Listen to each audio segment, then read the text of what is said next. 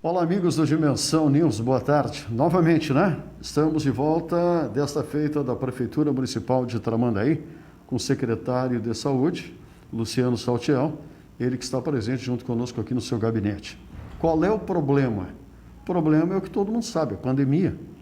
E esta pandemia chegou no Litoral Norte, decreto do governador Bandeira Preta, né? E o secretário nos fala sobre o acréscimo dos casos aqui em Tramandaí, na capital das praias. Secretário, boa tarde. Boa tarde, Bueno. Um prazer muito grande estar contigo novamente. Boa tarde ao Sidney Dutra, que consegue fazer a mágica de deixar uma imagem ruim um pouco melhor, né? Quando o modelo é ruim, a coisa é complicada. E um prazer estar falando novamente a nossa comunidade nesse momento tão difícil, né? Um momento muito complicado, aquilo que a gente conversava na semana passada, de toda a dificuldade que a gente esperava na virada do ano, no Réveillon, essa onda, esse aumento exponencial dos casos positivos de Covid chegou agora, por incrível que pareça, depois do início da vacinação. A gente reitera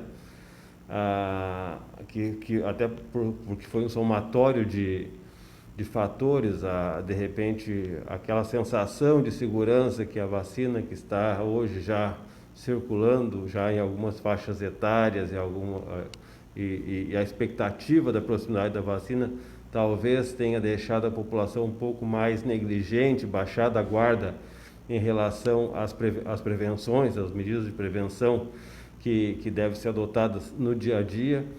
Paralelo a isso, nós temos a circulação de duas cepas novas de uma variação da cepa original da SARS-CoV-2, que é o do Covid-19, do novo coronavírus. Então, esse somatório de fatores tem feito esse resultado bastante negativo em relação ao avanço da pandemia. Nós estamos hoje no Litoral Norte, no Rio Grande do Sul, principalmente na região metropolitana, com uma capacidade operacional estagnada praticamente. Hoje nós estávamos terminando uma reunião virtual com os municípios da região, com os hospitais da região, traçando estratégias para fazer frente à necessidade que nós temos de internação em leito de UTI e também em leito de enfermaria Covid. Para ter uma ideia, hoje nós estamos com 9 pacientes com necessidade de internação na unidade da Mariotota, que foi aberta para fazer o manejo de pacientes sintomáticos moderados a graves, e é importante que a comunidade tenha essa consciência de que para os casos leves até moderados a gente tem a possibilidade de fazer o atendimento em casa. Nós estamos com 3 equipes médicas trabalhando de segunda a segunda, das 8 da manhã às 7 da noite. Nesse final de semana, no domingo, foram 125 consultas durante o dia, né, num domingo. Então, é importante que sintomáticos respiratórios leves a moderados, que se tu está com sintomas, mas não está com caso agravado, faça o contato por WhatsApp, por mensagem de texto em WhatsApp pelo 990-270-253, e depois eu peço que vocês, na edição da matéria, no final, coloquem em ênfase esse telefone, 990-270-253, para que nós possamos ordenar esse fluxo de pessoas. A unidade da Mariotota, ela foi concebida, ela foi planejada para atender os sintomáticos moderados a grave. Então, é o que nós estamos hoje com uma situação em que dos 10 leitos disponíveis, e tem a possibilidade de mais 2, nós temos 9 leitos ocupados no momento. 4 pacientes com necessidade de UTI, 5 com necessidade de leito de enfermaria. Nós, durante o final de semana todo, estabelecemos tratativas com o DARRA, com a direção do Departamento de Atenção Hospitalar e Ambulatorial, a respeito de algumas sugestões que fizemos para dar fluxo a essa necessidade. Uma delas é a transformação de leitos ociosos no Hospital de Palmares para que possa ser utilizado como leito de enfermaria Covid. Já visto que o Hospital de Palmares tem 35 leitos e uma capacidade e uma taxa de ocupação média de 4 a 5 leitos, né? Então te dá uma margem boa de trabalho. Sobrando por aí 30 leitos mais ou menos, né? Exatamente. 30 leitos é muito leito. Exatamente. Então, assim, é claro que tem que ter um aparato técnico, aparato de equipe, aparato de insumos, mas isso é uma situação de sentar e conversar com o governo do estado, sentar com a região e operacionalizar essa estrutura. Nós não podemos ter uma estrutura dessas próxima, com acesso relativamente bom, né, até acesso asfaltado por todas as vias, e não dispor, nesse momento que nós estamos enfrentando, uma situação de guerra, uma situação de exceção.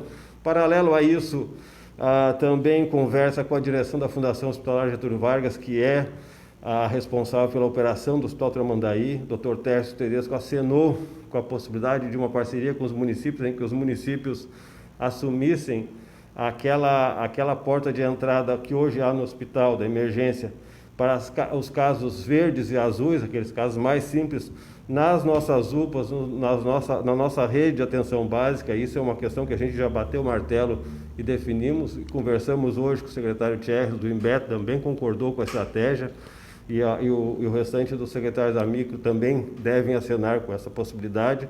Então o hospital consegue reverter essa estrutura, esse espaço para a abertura de novos leitos de UTI, né? O secretário Tércio estava na reunião agora à tarde, reiterou essa posição. O secretário Tércio, não, o doutor Tércio, presidente da Fundação, reiterou essa posição da Fundação Getúlio Vargas de Sapucaia, de ampliar esses leitos de UTI aqui em Tramandaí. A princípio seriam 5, mas a possibilidade de chegar até 15 leitos no total.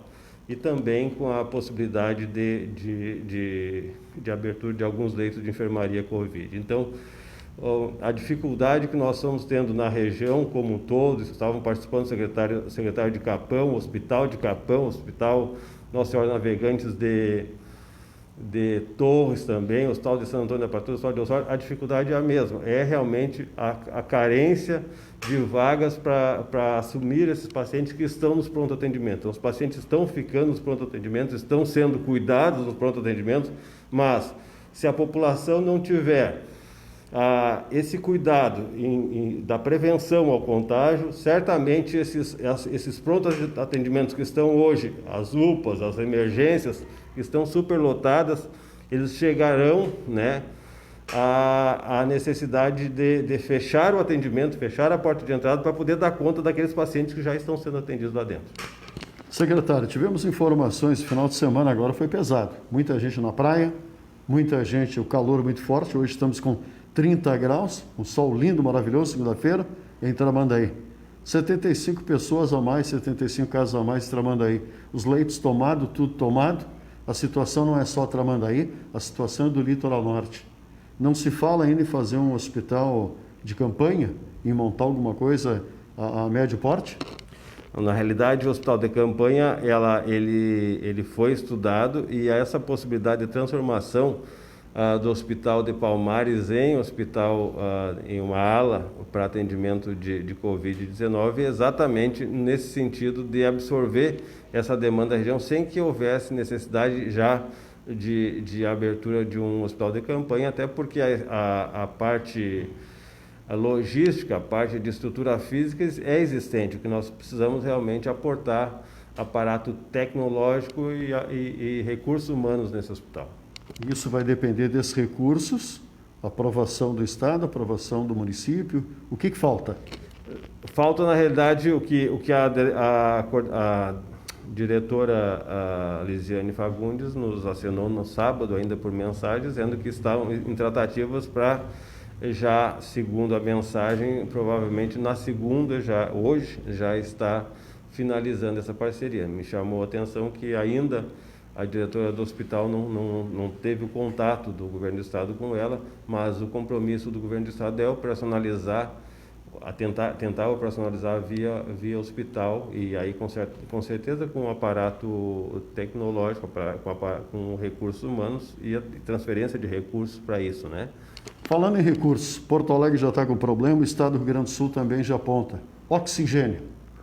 É o que falta, o que está faltando, a previsão. Como é que o senhor vê o litoral, oxigenação? O Estado tem feito um monitoramento bem importante do nosso consumo de oxigênio, tanto em hospitais quanto em pronto atendimentos. Nosso consumo hoje de oxigênio ele praticamente dobrou em relação ao nosso consumo normal. Nós já pedimos que as cargas fossem feitas, os repasses de carga através do fornecedor que tem contrato com o município, que normalmente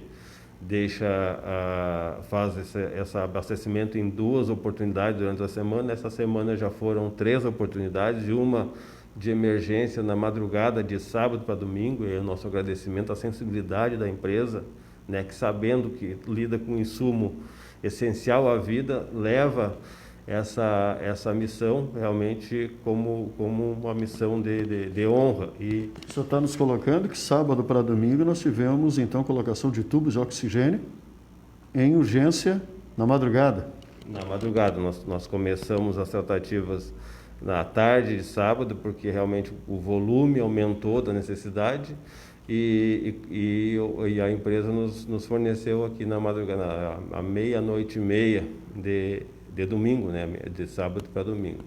Hoje nós já começamos novas tratativas para programar novas entregas ali, para que não haja desabastecimento, mas também essa realidade não é uma realidade somente do Tramandaí, como tu bem disseste. Então é uma realidade que vai afetar todo o fornecimento desse insumo tão importante em todo o território gaúcho. Nós já vimos outros estados com dificuldade bem grande, e nós não chegamos hoje numa situação como a situação de Manaus, mas nós estamos com um consumo realmente muito mais além muito além, melhor dizendo, do que o nosso consumo habitual. E isso aí é um modelo que se repete ao longo do estado do Rio Grande do Sul. Então, bom, já era o que era esperado. Com o aumento da pandemia, com o aumento de casos, falta isso, falta aquilo outro, e assim vai subindo o falta algo, né? Falta cama, falta hospital, falta posto, falta ambulância, falta médicos. Com a nossa equipe médica, como é que está?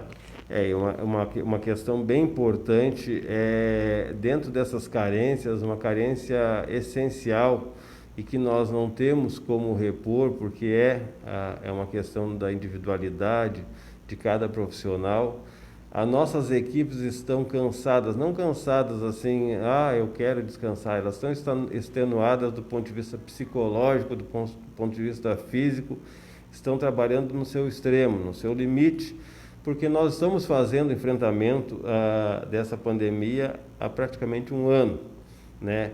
Em situações que se repetem, situações que chegaram ao extremo na metade do ano com a sobreposição do inverno, e que chegou novamente um recrudescimento a um ponto máximo, inclusive em relação à metade do ano, nesse momento que nós estamos enfrentando. Então isso tem acontecido, o adoecimento de profissionais, a questão do abalo emocional de profissionais e a dificuldade de repor e de compor equipes, né?